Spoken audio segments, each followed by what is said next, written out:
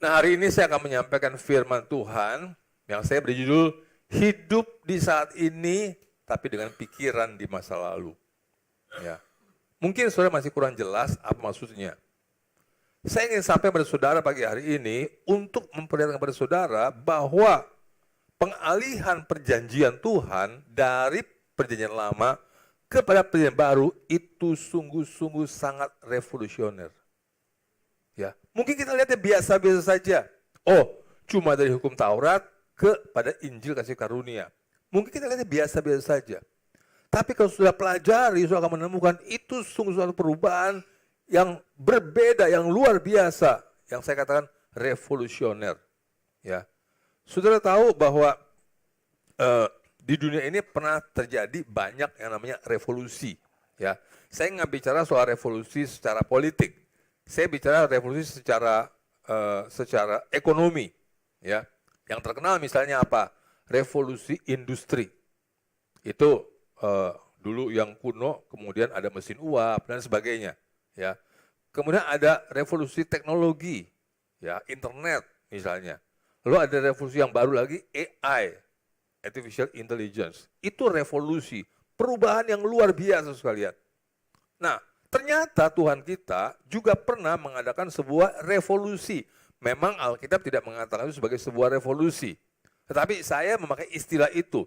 Karena apa? Revolusi itu merupakan sebuah perubahan yang luar biasa. Dan saya pakai istilah revolusi yang Tuhan lakukan dari PL ke BB, itu adalah revolusi yang sangat radikal. Radikal itu apa? Radikal itu berasal dari satu kata, radix. Radix itu artinya akar. Ya. Jadi revolusi yang radikal berarti sebuah perubahan yang sampai ke akar-akarnya. Itu. Dan ini luar biasa sekalian. Itu mau perubahan buat hidup saudara saya sebagai umat Kristen perjanjian baru. Ya. Supaya apa? Supaya kita yang sudah hidup di masa kini tidak lagi memakai pola pikir masa lalu. Ini berbeda. Itu sudah lewat semuanya. Halo, amin. Ya, yang mengerti katakan amin. Yang tidak mengerti katakan amin. Ya, itu sudah lewat sama sekali. Adalah sebuah kesalahan, bahkan sebuah kebodohan kalau kita masih berpikir ke sana. Kalau kita pikir dia masih mengikuti kita, kalau kita pikir kita masih ikuti dia, sudah lewat sekalian. Ya. Karena apa? Kita ini sudah diciptakan baru. Barang siapa dalam Kristus, dia adalah ciptaan yang baru. Yang lama sudah berlalu, yang baru sudah datang. Beda sekalian. Ya. Nah, hidup di saat ini, tapi dengan pikiran di masa lalu. Nah, pertama-tama kita belajar dulu dari bangsa Israel. Karena apa? Karena Israel itu merupakan bayangan daripada kita saat ini. Bayangan, ya. Rencana Allah bagi umat pilihan itu dimulai dari janji Allah kepada Abram. Dia bilang begini, Allah berjanji kepada Abram, aku akan membuat engkau menjadi bangsa yang besar. Aku akan memberkati kamu, namamu menjadi masyhur, dan Abram akan menjadi berkat. Itu janji Tuhan kepada Abram. Kira-kira kalau Allah yang berjanji, kira-kira ditepati atau dilanggar? Kalau guru bertanya, murid? Ya. Kalau Allah yang berjanji, kira-kira dia akan menepati atau melanggar? Menepati. Kira-kira dia bisa gagal apa enggak dengan janjinya? Enggak bisa, sudah lihat. Dan dia berjanji pada Abram, aku akan membuat engkau menjadi bangsa yang besar. Alkitab mengatakan satu hari Tuhan suruh dia keluar dari rumahnya, kamu lihat bintang di langit, bisa hitung apa enggak? Enggak bisa Tuhan. Oke, seperti itulah nanti banyaknya keturunanmu. Coba kamu lihat pasir di pantai, bisa hitung enggak? Enggak bisa Tuhan. Seperti itulah nanti banyaknya keturunan kamu.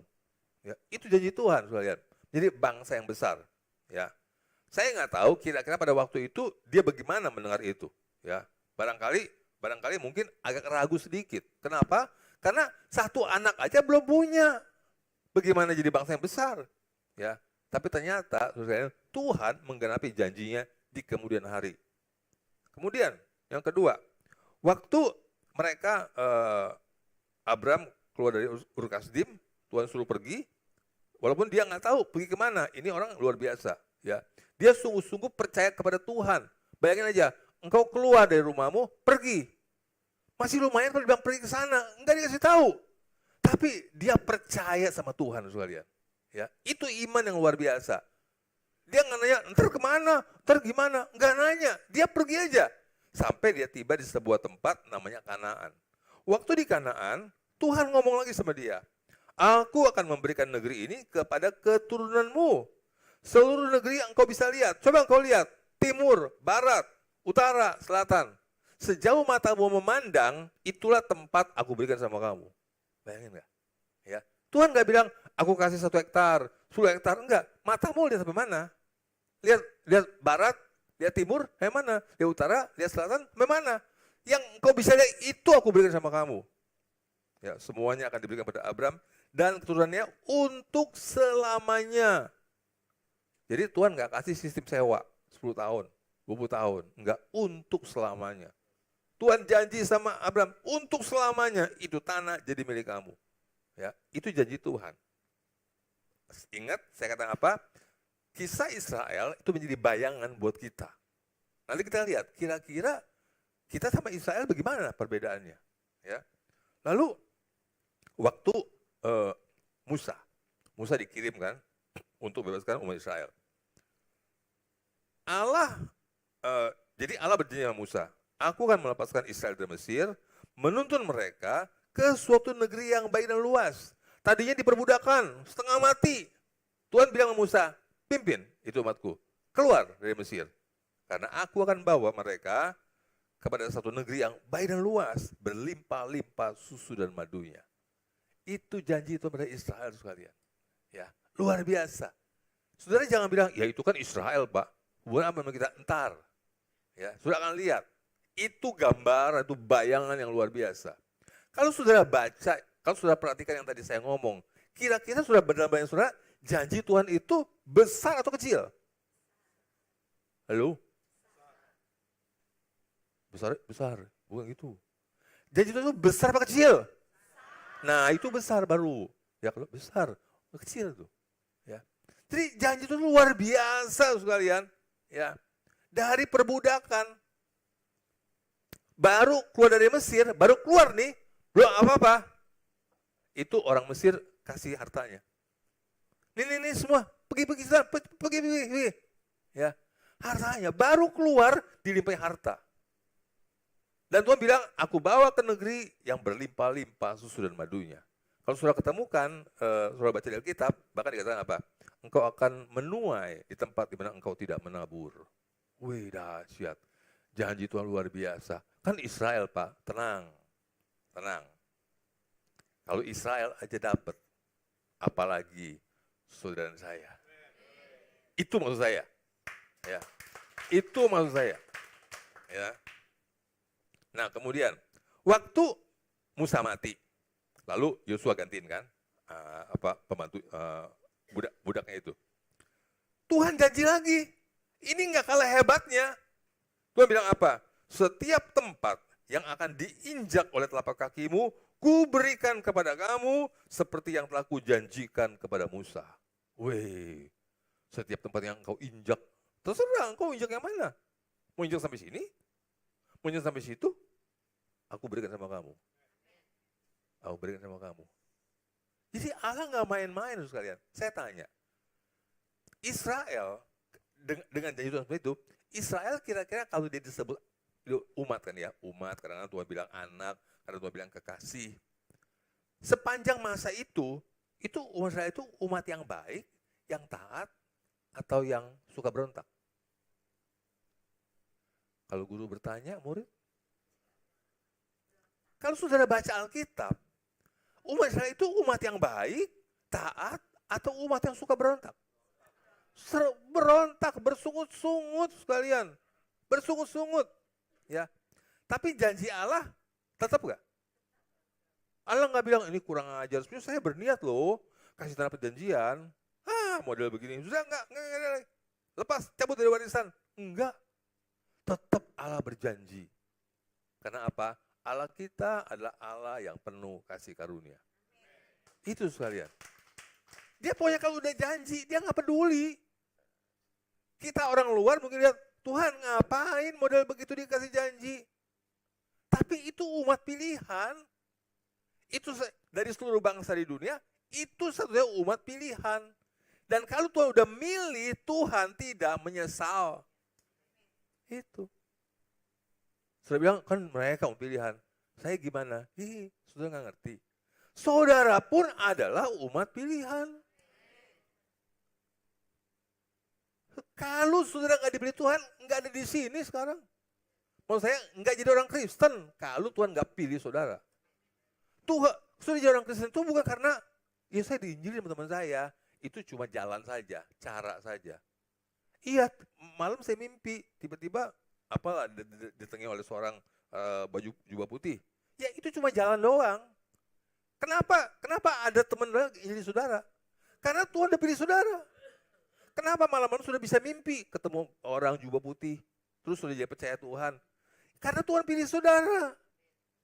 Semua hal yang terjadi yang membuat kita menjadi seorang Kristen itu karena kita sudah dipilih Tuhan. Semua orang yang Tuhan tahu kok, Tuhan tahu. Iman hanya timbul dari pendengaran dan pendengaran akan firman Kristus. Itu satu-satunya cara di mana orang bisa punya iman untuk menerima anugerah Tuhan. Oleh karena itu, orang yang dipilih Tuhan harus dapat kesempatan mendengar firman Tuhan. Caranya macam-macam. Cara macam-macam. Jadi kalau saudara sampai bisa dengar firman Tuhan, karena engkau memang pada dasarnya engkau dan saya sudah dipilih Tuhan. Itu. Wih, dahsyat saudara lihat. Ya. Dan kalau Tuhan udah milih, Tuhan gak nyesal. Tuhan gak bilang, aduh salah pilih. Saudara pernah gak beli barang, apa aja dah, mau HP kayak, mau apa kayak, udah beli gak puas. Ya, salah pilih. Pernah gak? Hah? Sering ya, apalagi belinya online ya. Bagus kelihatannya. Betul ya? Ini namanya Ibu Shopee namanya. Ya. Di online itu saya beli barang, saya beli apa namanya casing HP. Wih keren, bagus. Sampai dilihat, ya model begini. Terus lama-lama gara-gara buka tutup, ini katanya jadi kayak lengket. Saya bawa ke toko HP, ini kenapa begini ya? Dilihat, oh palsu pak ini. Ya. Saya beli itu apa namanya satu buat nempel di dashboard mobil buat taruh HP begitu. Ya. Di iklannya keren, bisa muter, nggak bisa. Waduh, nyesel. Untungnya masih murah, untungnya. Gimana kalau mahal? Ya. Teman saya suka ganti HP. Dia bosen nih, dia pergi ke toko HP, dia ganti. Dan dia ganti, pulang dia lebih jelek. Bosan itu, minggu depan ganti lagi sama itu. Ya. Tapi Tuhan kalau udah pilih satu umat, nggak bakal nyesel. Halo? Emangnya kita ini bagus semua? Mungkin waktu kita dipilih, mungkin lagi bagus, lagi rohani. Tapi kita bisa berubah kan? Tuhan bilang, ya nyesel, buang dah. Enggak. Jadi saudara ada di sini, udah dipilih Tuhan, Tuhan tidak pernah menyesal. Nggak pernah. Dia nggak bakal buang kita, nggak bakal buang. Bahkan dia begitu melindungi kita, sampai dia bilang, engkau dalam tanganku, set, ini misalnya set, dan udah begini, Bapak juga megang. Mau lepas bagaimana? Nggak bisa. Kita bisa marah sama Tuhan, kecewa. Nggak mau, saya mau pergi. Tapi Alkitab bilang apa? Kemanakah aku akan pergi menjauhi rohmu Tuhan. Jangan harap bisa jauh dah, nggak bisa. Saudara boleh lari kemanapun juga, nggak bisa. Dimanapun kau ada, di situ Allah ada. Karena Allah memenuhi alam semesta. Mau pergi sampai ke ujung langit, ada Allah di sana. Jadi cepat atau lambat, kalaupun sekali waktu kita pergi dari Tuhan, pasti kembali lagi. Pasti kembali. Ya. Nah itu indahnya sekali, indahnya kita punya Tuhan. Ya. Kita nggak usah mati-matian mempertahankan kehidupan agamawi. Wah saya kurang ini, nggak bisa ini, nggak bisa itu. Tenang aja. Memang itu mesti dipenuhi, betul. Seluruh hukum Allah harus dipenuhi, betul. Tapi buat kita, seluruh hukum itu sudah dipenuhi oleh Tuhan Yesus Kristus di atas kayu salib. Dan waktu Tuhan memenuhi semua itu, dia dapat nilai 100, itu nilai buat kita yang nggak ngapa-ngapain. Itulah revolusionernya PB, sekalian. Dahsyat luar biasa. Ya. Jangan main-main, luar biasa dahsyat. Ya. Nah, kemudian respon sang umat pilihan. Allah janji begitu luar biasa, ya. Kekecilan ya.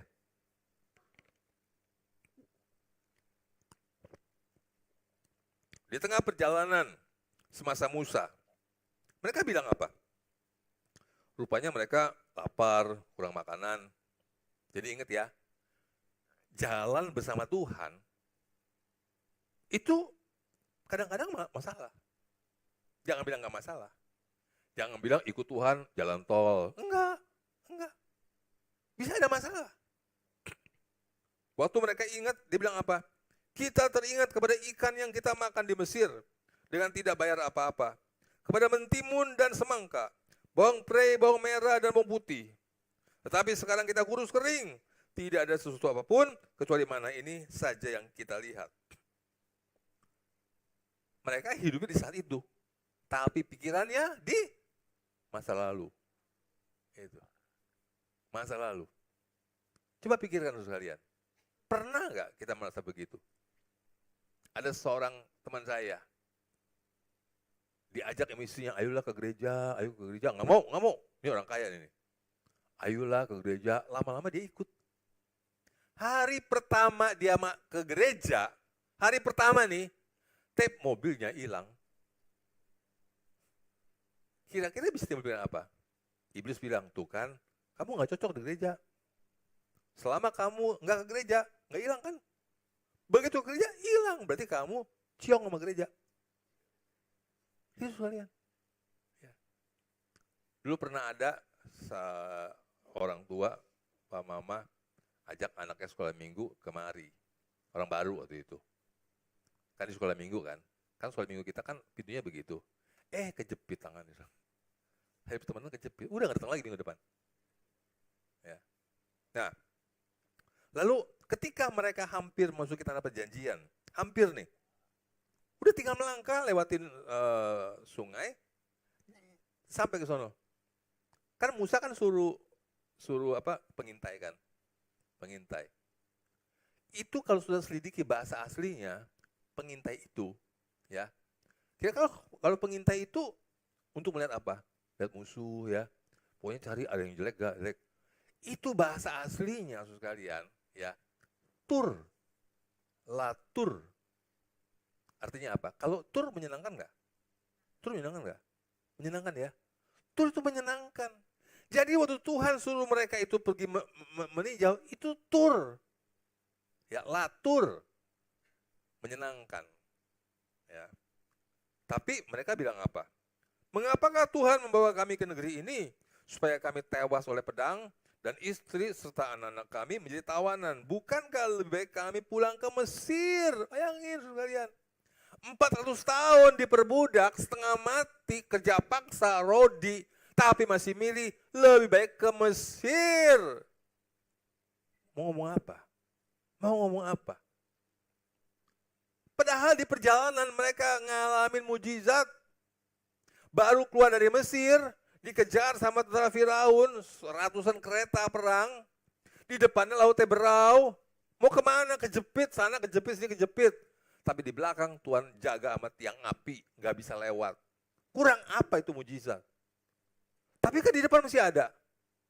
Itu dibuka lautan sama Tuhan, mereka nyebrang. Kurang apa? Nggak ada bangsa lain di dunia ini yang pernah ngalamin mujizat seperti umat Israel. Tidak ada. Di jalanan, panas. Siang hari ada apa? Tiang awan. Malam hari dingin, ada apa? Tiang api. Kurang apa? Tuhan menunjukkan penyertaannya, pertolongannya, penyediaannya. Nggak ada makanan, mana? Tapi nggak ada daging, burung puyuh. Nggak ada minuman, air keluar dari gunung. Kurang apa? Tapi ketika menghadapi musuh, belum menghadapi sih, baru ngeliat aja, baru denger aja. Lebih baik pulang ke Mesir. Itu saya nggak ngerti. Dan pikirnya kayak apa? Nggak ngerti saya. Saudara pernah nggak terpikir, waktu engkau jadi orang Kristen, mungkin ngalamin hidup yang kurang enak, lebih baik yang dulu. Pernah nggak? Kalau engkau pernah, engkau lihat pengalaman Israel. Ya. Makanya akhirnya ya Tuhan marah juga sih. Tuhan bilang apa? Udah tinggal nyampe nih. Tuhan bilang, Musa, balik. Keliling. Keliling berapa tahun? Bukan seminggu, 40 tahun lagi. 40 tahun di perbudakan, lalu beberapa waktu hampir sampai ke situ, keliling lagi 40 tahun. Ya ampun, sampai yang ngomong begitu tuh, yang suka bersungut, mati semua di padang gurun. Tuhan nggak hukum, nggak. Tuhan nggak hukum, nggak kasih penyakit, nggak. Cuma mati sendiri, kan tua. Ya, karena apa? Tuhan bilang nggak boleh masuk. Musa aja, yang begitu setia, dia sekali salah. Kan pukul gunung itu, air keluar. Besok-besok, nggak ada air lagi, marah lagi, kesel nih si Musa. Tuhan marah lagi itu, gimana kacau nih? Ngapain saya mimpin mereka? Tuhan bilang, oke, sekarang kamu ngomong sama itu gunung, dia keluar airnya. Saking itu jengkel si Musa, dia nggak ngomong, dia pukul, bak, keluar si airnya. Tapi Tuhan bilang, engkau salah. Engkau salah. Aku bilang mukul, aku bilang ngomong, engkau pukul lagi. Oleh karena itu, kau hanya akan melihat tanah perjanjian dan kau tidak akan masuk ke sana. Tuhan, ampunilah Tuhan, kan saya udah setengah mati nih, mimpin mereka, sekian puluh tahun. Udah stop, jangan ngomong lagi. Aku udah bilang enggak, titik. Ya udah. Ya. Tapi jangan pikir, oh berarti Musa masuk neraka ya? Bukan. Tanah perjanjian itu bukan bicara neraka, surga neraka bukan. Ya. Nah itu sekalian. Ya. Jadi itu respon mereka sebagai umat pilihan. Nah, berarti mereka itu hidup di saat ini tapi dengan pikiran masa lalu. Itu.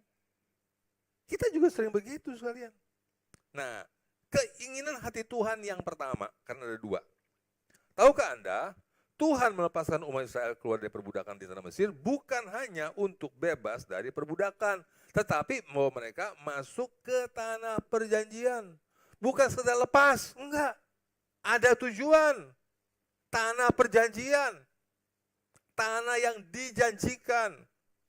Kalau sudah dengan kata perjanjian, sudah harus tahu, dari seluruh umat manusia, hanya satu umat yang hidup di dalam perjanjian dengan Allah, Israel. Waktu itu. Nggak ada bangsa lain yang hidup di dalam perjanjian dengan Allah. Makanya orang Yahudi merasa lebih tinggi kastanya dari orang dunia. Kita hidup dalam perjanjian dengan Allah. Dan Allah itu Allah yang maha besar. Allah yang akbar. Makanya mereka bangga dengan dirinya. Mereka anggap ini kelas 2. Makanya di bait suci pisah. Kelompok Yahudi pisah sama itu. Ya, ada pemisahnya. Nah, kemudian dalam perjalanan memang mereka mengalami banyak tantangan, namun penyertaan Tuhan nyata di sana. Ada amin. Nyata, yang tadi saya udah katakan tadi, nyata penyertaan Tuhan. Ya. Jadi saudara nggak usah heran kalau sewaktu-waktu kita hidup mengalami tantangan. Jangan heran. Kok begitu? Sayang Tuhan kok begitu? Janji Tuhan kok begini, kok saya begitu? Saya mesti tahu ya. Kalau percaya sama Tuhan, percaya sepenuhnya. Jangan setengah-setengah. Ada amin. Kita ngalamin sesuatu nggak sesuai sama janji Tuhan. 1.000 orang rebah di kirimu, 10.000 di kananmu, itu tidak akan menimpa kamu. Bahkan kau hanya melihat dari jauh. Ternyata tetangga kiri kena COVID, tetangga kanan kena COVID. Aku bukan cuma ngelihat, aku pun kena COVID. Gimana? Gimana? Masih berani nggak besok sudah ngomong sama orang kayak gitu? Masih berani nggak? Bapak berani nggak? Dulu enggak. Oh enggak berani. Karena itu janji terlalu hebat. Sampai satu hari Tuhan ngomong sama saya. Betul-betul dia ngomong sama saya. Ya, mulai sekarang engkau jangan ngomong yang aku tidak ngomong, tapi ngomonglah apa yang aku ngomong. Saya kaget. Dia nggak marah, dia nggak marah. Suaranya biasa aja. Tapi tiba-tiba saya ngerti, oke Tuhan. Mulai hari ini aku nggak peduli berapa hebat perkataanmu, berapa hebat janjimu. Lalu kapan waktu Tuhan ngomong lagi. Kamu jangan heran kalau janji itu begitu besar. Karena yang berjanji adalah Allah yang besar. Amin. Jangan heran kalau janjinya hebat. Karena yang berjanji adalah Allah yang hebat. Gak usah heran kalian.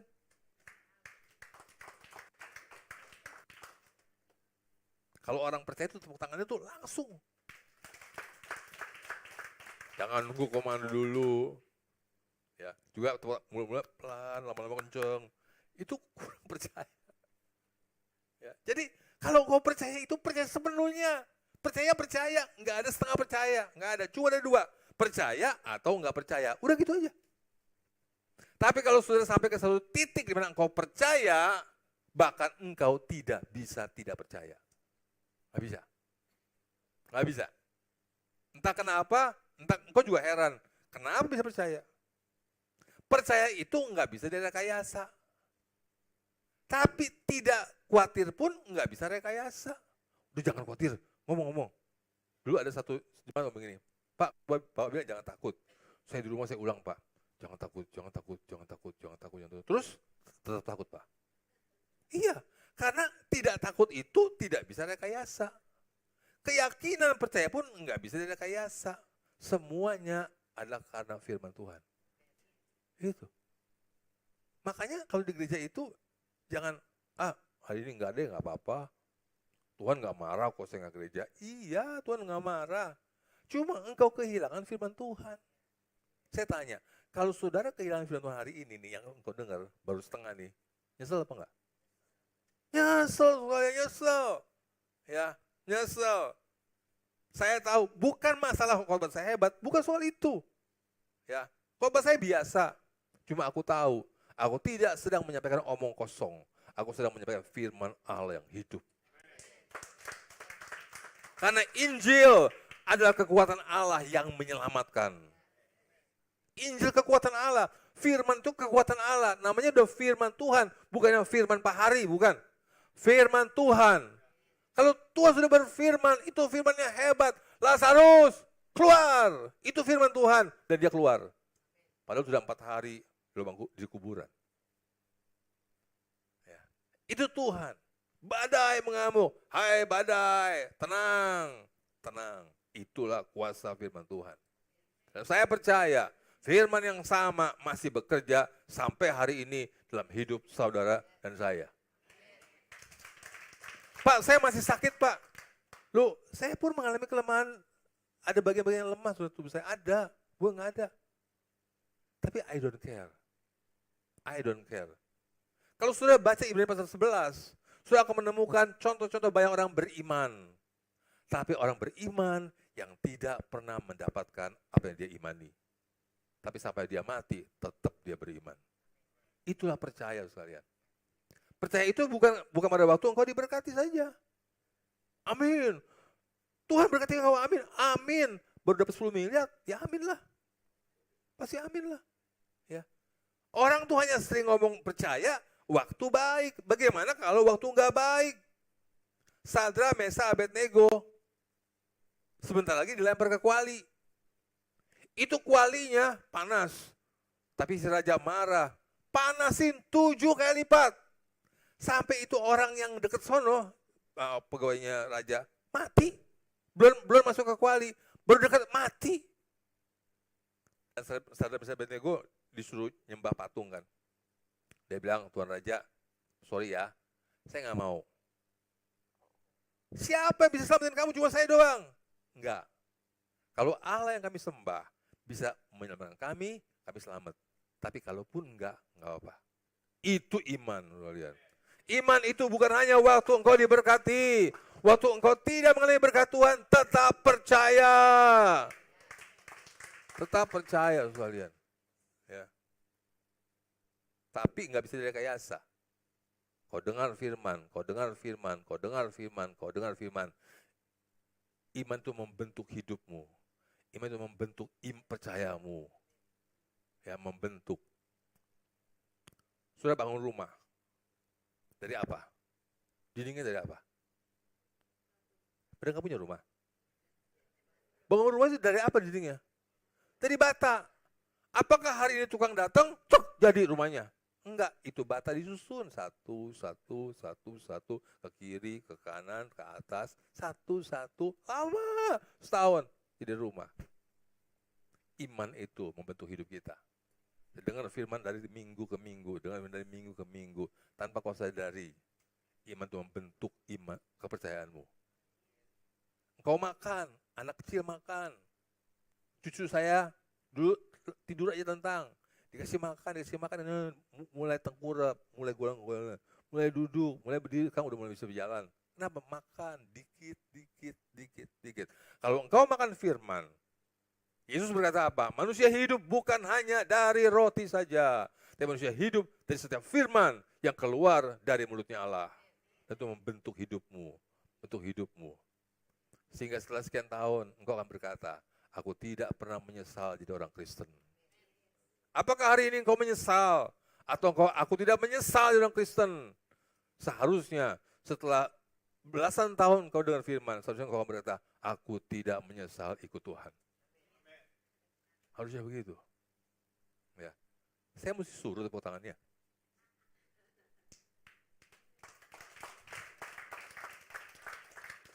Zaman sekarang itu personaling otomatis.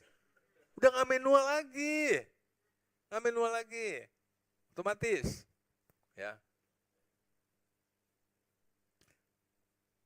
Rumah-rumah zaman sekarang yang mewah, orang yang masuk, set, lampunya nyala. Itu masih kurang hebat. Masuk ke WC, buka, set. Gak pernah kan? Gak pernah tahu kan? Masuk, set, lampunya nyala. Dekat sama itu kloset, tadi kloset tutup, buka. Set. Saya nggak tahu itu kloset bisa diajak ngomong apa enggak, saya nggak tahu. Ya. Nah, kemudian, keinginan Tuhan yang kedua, tadi yang pertama. Berfirmanlah Tuhan kepada Musa, pergilah menghadap Firaun dan katakan kepadanya, beginilah firman Tuhan, biarkanlah umatku pergi supaya mereka beribadah kepadaku. Ada dua, yang satu Tuhan bawa perjanjian, yang kedua supaya mereka beribadah kepadaku. Jadi, Tuhan melepaskan mereka itu bukan cuma untuk menikmati kesenangan. Enggak, senang, tanah perjanjian, berlimpah, susu madu, bukan. Untuk beribadah. Apa itu ibadah? Ibadah itu dalam bahasa Ibraninya, abad, ada mengabdi. Tadi di Mesir, mengabdi kepada Firaun. Sekarang udah keluar, mengabdi kepada Tuhan. Mengabdi. Ibadah itu mengabdi. Abdi itu apa? Hamba. Hamba mengabdi kepada tuannya. Makanya kalau di Alkitab bahasa Inggris, kalau kita nggak bilang Tuhan Yesus, bahasa Inggris nggak Lord. Lord itu Tuhan. Tuhan itu Lord kita, Tuhan kita. Kalau dia Tuhan, kita hamba. Kan kita anak, Pak. Iya, nggak salah. Tapi kita bisa dipanggil dengan beberapa sebutan. Seperti Israel juga bisa anak, bisa kekasih, bisa istri, dan sebagainya.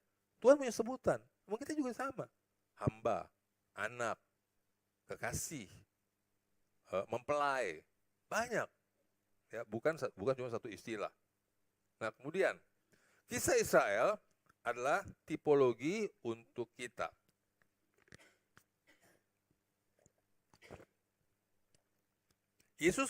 Musa membebaskan Israel keluar dari Mesir. Nah, ini tipologi dari Yesus.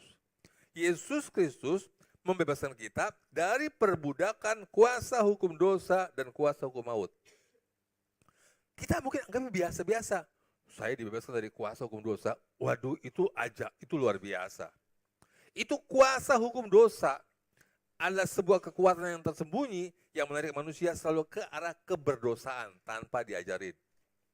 Kuasa hukum maut ada sebuah kekuatan tersembunyi yang kita nggak berasa menyeret kita kepada neraka. Kuasa itu. Jadi semua manusia nggak bisa enggak. Semua dikuasai hukum. Seperti kita semua. Pasti dikuasai oleh... Bentar ya.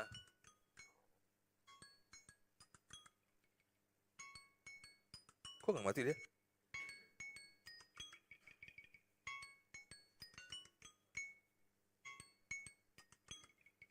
Waduh. Oh, di sini. Nah, kan? Nah, dia mulai lagi dari awal. Mulai lagi dari awal. Jadi kalau saya terus jangan salahin saya ya, salahin dia. Ya, ya udah saya cepat lah. Ya. Jadi itu sekalian. Itu kuasa kita semua ini tanpa kita bisa apa-apa dikuasai sama hukum gravitasi. Mana ada yang ngambang di sini? Semua harus duduk, nggak bisa ngambang. Karena kita semua dikuasai oleh hukum gravitasi. Nah itu hukum dosa, hukum Allah juga begitu. Menguasai kita ke arah keberdosaan, menguasai kita ke arah maut. Dan itu hukum itu membuat kita meragukan Tuhan. Makanya setan kan membuat manusia meragukan Tuhan. Meragukan firman Tuhan. Tuhan udah bilang, jangan makan itu, nanti mati. Iblis bilang, enggak mati, salah Tuhan. Kalau kau makan itu, matamu terbuka. Engkau jadi seperti Allah, bisa bedakan yang baik dan yang jahat. Itu iblis bikin manusia itu meragukan firman Tuhan. Makanya kita suka ragu sama firman Tuhan. Kalau kita dengerin perkataan setan, kita ragu.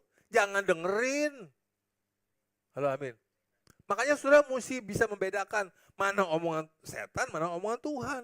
Mana omongan hantu sama Tuhan. Itu beda cuma dibalik. Makanya hantu kan. Hantu itu membalikan Tuhan jadi hantu.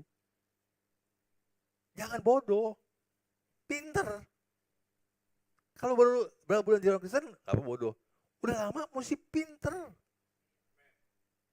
Semua anak pinter tuh tepuk tangannya kenceng. Mesti disuruh.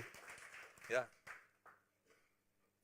Nah, melalui Yesus Allah membuat perjanjian yang baru dengan materai Kristus yang dituliskannya dalam hati kita. Saya nggak buka ayatnya, silakan baca Lukas 2 ayat 20, 1 Korintus 11 ayat 25, Yeremia 31 ayat 33. Nah kan saya bilang tadi kan, umat Israel adalah satu-satunya umat yang hidup dalam perjanjian Allah. Tapi kan mereka menolak Yesus. Akhirnya Tuhan pilih kita. Gereja dipilih. Dan dengan gereja ini, Tuhan bikin perjanjian.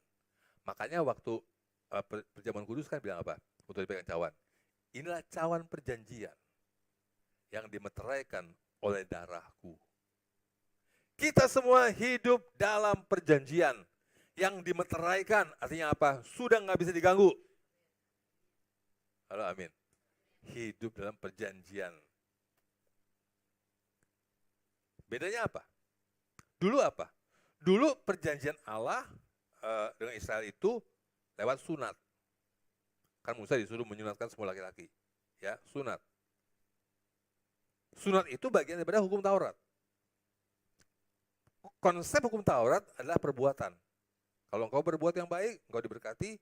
Engkau tidak bisa berbuat yang baik, engkau dikutuk. Itu konsep perbuatan. Waktu Tuhan alihkan ke perjanjian baru, itu kan ditulisnya dulu di Loh Batu. Waktu Tuhan alihkan ke perjanjian baru, Tuhan nggak bikin lagi hukum tertulis, enggak. Tuhan bilang, aku akan menaruh hukumku dalam hati kamu. Dalam hati kita ada hukumnya Tuhan. Karena Alkitab apa? Iya. Sudah mesti tahu itu Alkitab buat apa. Alkitab itu bukanlah pengganti dari Loh Batu, bukan.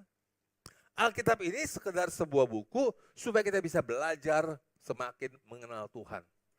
Itu. Tapi seluruh hukum Tuhan sudah taruh di sini. Taruh di sini. Untuk apa? Membentuk hidup kita. Dia ngomong di dalam. Kalau di hukum Taurat, semua perbuatan keluar karena ada sanksi, ada penghargaan. Oh saya takut nih, kalau nggak bikin ini saya takut. Bikin. Kalau bikin ini dapat pahala, lakukan. Tadi saya lupa, saya mau ngomong soal persembahan, dikit ya saya singgung. Ini di luar konteks ya. Kita kan ada 2 kantong sekarang. Makanya yang Natal itu hijau. Sengaja saya beli kantong hijau. Ya. Nah, tapi izinkan saya berkata pada saudara, ya, kalau ada 2 kantong, kan dulu 1 kantong kan, persembahan nih, 10.000 misalnya. Kalau ada 2 kantong, jangan yang 10.000 dibagi 2, 5-5. Itu engkau nggak memberi, engkau biasa-biasa aja itu. Ya, persembahan Natal itu saya ngomong ini kepada saudara yang merasa diberkati Tuhan. Kalau saudara mungkin ada saudara yang masih kekurangan, saya nggak bisa ngomong itu. Saya nggak bisa ngomong, ya. Tapi kalau engkau merasa engkau diberkati Tuhan, janganlah dibagi 2. Dulu kasih persembahan, set, sama sewa gedung. 1 juta misalnya. Enggak, persembahan 1 juta, sewa gedung 1 juta. Ya. Sekarang enggak, sewa gedung enggak, tapi yang 1 juta dibagi 2, persembahan jadi gope, sewa gedung jadi gope. Engkau nggak memberi itu. Bilang sama sebelahmu, jangan begitu ya. Kalau ngasih persembahan itu yang biasa berapa? 10.000. Yang ini terserah. Pak, tapi saya nambah berinya dong. Ya iyalah. Kalau Tuhan tambahin berkat saudara, mau apa enggak? Misalnya dapat nih, misalnya gaji nih 1 juta. Tuhan gerakin bos saudara, naikin 1,5 juta. Nolak gak? Halo? Nggak usah bos, nggak usah. Setia cukup kok. Kan engkau enggak. Sudah bilang, Pak, kan Tuhan nggak perlu duit. Iya, masa Tuhan perlu duit? Gereja yang perlu duit. Halo? Kalau gereja itu kan, ya anggaplah saya. Sekarang bukan cuma saya. Kok lihat perlu duit? Karena dia ketua Natal. Ya. Jadi kasihanilah dia. Halo? Kasihanilah dia. Istrinya juga pegang uang. Masa dia ngitung, ya segini lagi. Kasihan nangis nih dia. Suami istri tuh nangis di rumah. Bikin dana Natal. Ya. Jadi izinkan saya bersama saudara, tolonglah. Ya. Saya nggak mau lihat, kan udah ketahuan umum kan, biasa berapa persembahan. Saya nggak mau lihat jadi berkurang. Gara-gara ada Natal. Kalau ini persembahan jadi kurang gara-gara Natal, 2 pihak yang salah. Pertama saudara jemaat, yang kedua Kobenglian. Kenapa dia bikin kantong yang baru? Ya. Jadi jangan dipisah-pisah. Yang ini tetap ini. Kenapa nggak ada amin? Jadi yang biasa tetap biasa. Ini nambahin. Paling bagus, ini biasa berapa, ini sama. Wah itu keren lagi. Dari tangisan berubah jadi tertawa. Jadi sukacita, berlompat-lompat. Ya. Benar ya? Halo? Benar ya?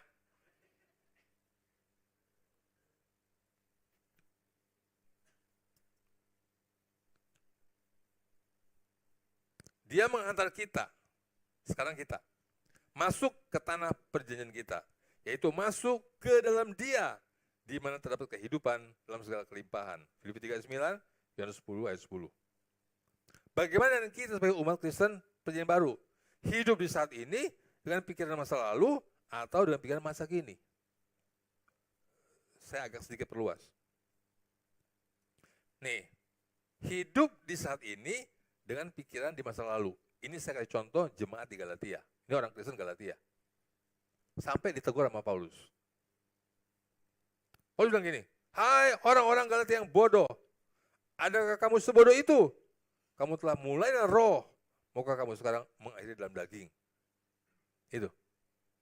Jadi waktu kita lahir kembali, kita ini jadi manusia roh. Hidup dipimpin roh Allah. Dulu hidup dipimpin oleh daging. Hukum tertulis. Sekarang nggak hukum tertulis, tapi hukum roh. Beda. Ya. Hukum tertulis itu mematikan, tapi roh menghidupkan. Beda. Ya. Jangan mikirin itu. Ketika Tuhan menaruh hukumnya di sini, berarti kita lepas dari yang namanya agamawi atau legalisme. Lepas. Sekarang udah nggak ada, mesti begini, mesti begitu, mesti begini, nggak ada. Pak, nggak ada aturan? Ada tetap. Aturan apa? Kristus hidup dalam kamu. Itulah aturannya. Itulah aturannya. Makanya, kenapa kita mesti hidup dalam Kristus? Supaya kita selamat. Kenapa Kristus mesti hidup dalam kita? Supaya kita bisa melakukan apa yang dia mau. Supaya kita bisa hidup seperti dia hidup. Itu tujuannya. Jadi, Tuhan tuh nggak main perintah, lakukan. Kalau enggak, kutuk. Itu Taurat. Kita enggak. Tuhan bilang, aku tahu kok engkau nggak mampu. Makanya, God is working in you, giving you the desire and the power to do what pleases Him. God is working in you, is working, present continuous, sedang. Dari dulu sampai sekarang sampai besok, sedang, terus bekerja. Allah bekerja dalam kamu, membagi kepadamu hasrat dan kekuatan untuk kau bisa melakukan sesuatu yang menyenangkan hatinya. Bukan ada perintah. Semua keluar dari sini. Tuhan mau keluar dari sini semuanya, bukan dari sini, bukan dari sini, dari hati. Makanya Tuhan bilang apa? Karena itu jagalah hatimu dengan segala kewaspadaan, karena dari situlah terpancar kehidupan. Kepada perempuan Samaria itu Tuhan bilang apa? Kalau engkau minum ini air, engkau akan haus lagi. Tapi kalau engkau minum air yang aku berikan kepada kamu, engkau tidak akan haus lagi. Bahkan air itu akan terus-menerus di mata air yang memancar sampai hidup kekal. Yang dimaksudkan ini ialah Roh Kudus yang diterima oleh kita. Roh Kudus di sini buat apa? Supaya dia bisa mengalir kehidupan. Itu Roh Kudus fungsinya. Bapa menciptakan, Yesus menebus dan menyelamatkan, Roh Kudus mengalirkan kehidupan kita. That is the true Christian life. Hidup karena aliran Roh Kudus. Itu ajaib. Itu ajaib. Ya. Pikiran masa kini, aku hidup dalam perjanjian yang Allah tulis dalam hatiku. Bukan lagi dari hukum yang tertulis, melainkan dari aliran Roh Kudus yang mengalir dari hati orang percaya. Di dalam tanah perjanjian ada kelimpahan susu dan madu. Dalam Kristus ada apa? Ini banyak amat ya. Pencuri datang hanya untuk mencuri dan membunuh. Sudah bisa baca nggak? Oke, sama-sama, 2, 3. Pencuri datang.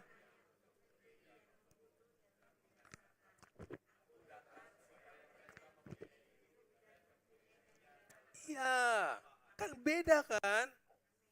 Di masa PL, itu buku memberikan aturan. Tapi di masa PB, Yesus memberikan apa itu?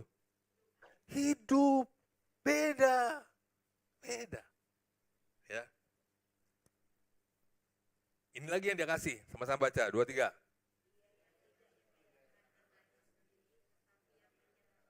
Bagi kita semua, bagaimana mungkin Dia tidak mengaruniakan segala sesuatu pada kita bersama-sama dengan Dia. Di masa Israel, Tuhan memberikan tanah perjanjian.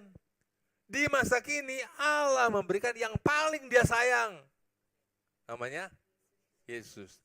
Tapi bukan hanya itu saja, tapi segala sesuatu diberikan bersama-sama dengan Dia. Satu paket. Semuanya. Saudara perlu damai sejahtera? Udah dikasih. Perlu keterangan? Udah dikasih. Perlu apa? Udah dikasih. Enggak Pak, enggak punya Pak. Nah ini. Aduh ini. Tuhan bilang gini. Apapun yang engkau minta dan doakan, percayalah bahwa engkau sudah menerimanya, maka engkau akan aneh kan? Aneh kan? Percayalah bahwa engkau sudah menerimanya, maka engkau akan menerimanya. Kan aneh. Aduh saya nggak bawa contoh, saya lupa. Bayangin ya, bayangin. Ada satu kotak. Ada isi uang. Ada isi uang di dalamnya. Terus seseorang ngasih sama saudara. Saudara ambil. Udah terima belum? Halo? Terus dia bilang nih, saudara kan tanya, ini apa isinya? Duit. Pas saudara lagi butuh uang. Saudara ambil. Udah terima belum? Halo? Percaya gak bahwa itu duit? Halo? Ini saudara udah kenal nih orang. Gak bakal dia bohong. Percaya apa nggak butuh duit? Betul? Betul? Bagaimana engkau membuktikan kepercayaanmu? So udah percaya nih, dalamnya ada duit. Bagaimana engkau membuktikan kepercayaanmu? Terima kasih, oke, ya bisa. Apalagi? Itu belum imanmu, belum. Bagaimana engkau membuktikan bahwa engkau percaya di dalamnya ada duit? Aduh, ini pada nggak pernah terima duit dari orang nih. Iya, buka. Walaupun kau sudah terima kotak itu, engkau nggak bisa pakai buat belanja. Mau belanja nih, tas. Pak, berapa? 100.000. Nih Pak, apaan kotak? Gak mau. Duit Pak. Ya, mana dia percaya. Kalau engkau percaya, engkau buka. Engkau pakai. Kalau engkau percaya apa yang Tuhan kasih, engkau bisa pakai itu. Kalau engkau percaya engkau sudah dikasih damai sama Tuhan, asal engkau percaya, itu damai muncul. Kalau engkau percaya engkau diberi ketenangan sama Tuhan, kalau engkau percaya, itu tenang muncul. Engkau nikmatin, engkau alami. Engkau alami. Pak, saya nggak alamin damai, Pak. Saya nggak alamin nggak alamin sukacita, Pak. Nggak alamin ketenangan, Pak. Iya, karena kau belum buka kotaknya. Kenapa kau nggak buka? Karena kau belum percaya. Jadi iman saudara itu yang membuat itu kotak terbuka. Paham nggak? Halo? Begitu engkau, yes, aku percaya. Terbuka itu kotak. Kau dapet, kau alami.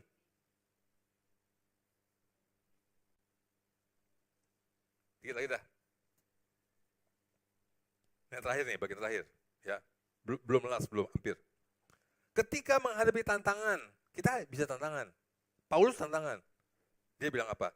Segala perkara, baca sama-sama, 2, 3. Segala perkara dapat ku tanggung dalam Dia yang beri kekuatan kepadaku. Terus, Allah berkata, cukuplah kasih karuniaku bagimu, sebab justru dalam kelemahanlah kuasaku menjadi sempurna. Terus, Rasul kemudian berkata, sebab itu terlebih suka aku bermegah atas kelemahanku, supaya kuasa Kristus turun menaungi aku. Terus baca dong. Karena itu aku senang dan rela dalam kelemahan, dalam siksaan, dalam kesukaran, dalam penganiayaan, dan kesesakan oleh karena Kristus. Sebab jika aku lemah, maka aku kuat. Allah yang setia pada janjinya. Tetapi dalam semuanya itu, kita lebih daripada orang-orang yang menang oleh Dia yang telah mengasihi kita. Nah ini last slide. Ya, baca sama-sama. Yang keras, 2, 3. Sebab aku yakin bahwa baik maut maupun hidup, baik malaikat-malaikat maupun pemerintah-pemerintah, baik yang ada sekarang maupun yang akan datang, atau kuasa-kuasa, baik yang di atas maupun yang di bawah, ataupun sesuatu lain, tidak akan dapat memisahkan kita dari kasih Allah yang ada dalam Kristus Yesus Tuhan kita. Amin. Nggak ada